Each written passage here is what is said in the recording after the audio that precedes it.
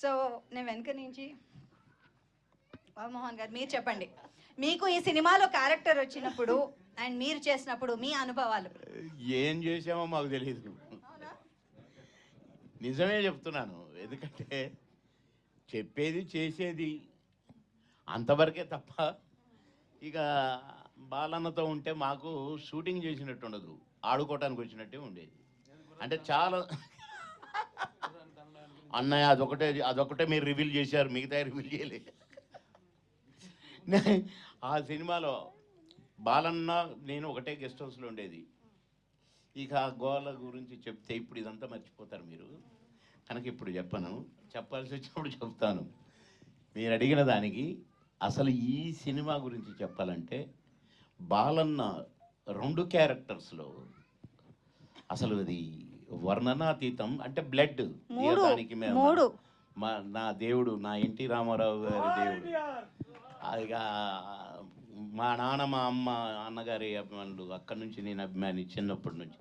ఆ బ్లడ్ ఈ బ్లడ్ అమ్మో, ఆ ఫైట్స్ చేసేటప్పుడు కన్నా మీరు చూస్తే, ఆ గుర్రాలు నడిపేటప్పుడు మీరు చూస్తే అసలు చాలా చిత్ర విచిత్రాలు అనుకోండి అవన్నీ.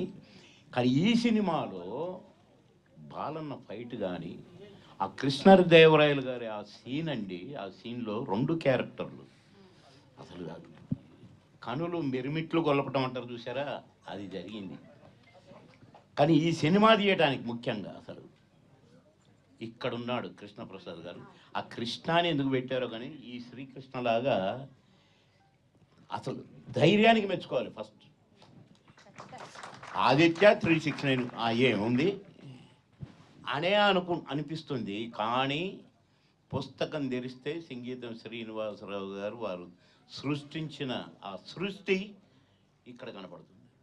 ఆయన ఎప్పుడు ఆయన ఏదన్నా అనుకుంటే దాన్ని నెమరు వేసుకుంటూ అసలు ఈ సినిమా గురించి 1 కాదు 2 కాదండి.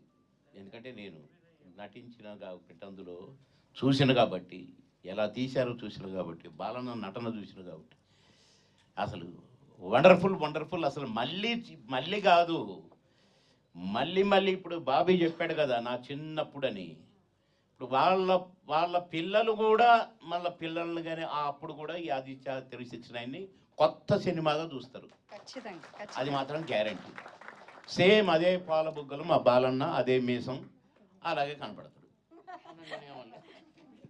సో కృష్ణప్రసాద్ గారు, మీరు తప్పకుండా చెప్పాల్సిన విషయం ఏంటంటే, ఇలాంటి సినిమా